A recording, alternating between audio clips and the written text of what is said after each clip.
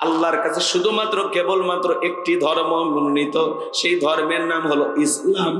মেয়েটা যখন জানতে পারল সৃষ্টিকর্তার নাম আল্লাহ, শ্রেষ্ঠ ধর্মের নাম ইসলাম, মেয়েটা তখন চিন্তা করলো আমি আর অমুসলিম থেকে বাড়িতে যাব না, আমি কালেমা পড়ে মুসলমান হব। বলুন সুবহানাল্লাহ। মেয়েটা এবার কালেমা পড়ে মুসলমান হয়ে গেল। বাড়িতে যাওয়ার পরে উঠতে বসতেই বিসমিল্লাহ পড়ে। ওই যে বিসমিল্লাহর ফজিলতের আলোচনা শুনেছেন, উঠতে বসতেই বিসমিল্লাহ পড়েন, উঠতে বসতে বিসমিল্লাহ পড়েন। হঠাৎ করে মেয়েটার মা আবার শুনতে পেয়ে জিজ্ঞাসা করেছে, মা তোর জবান দিয়ে কি যেন শুনলাম?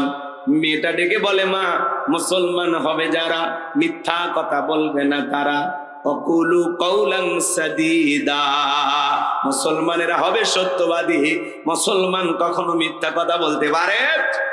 মেয়েটা ডেকে বলে, মা কয়েকদিন আগে মুসলমানদের একটি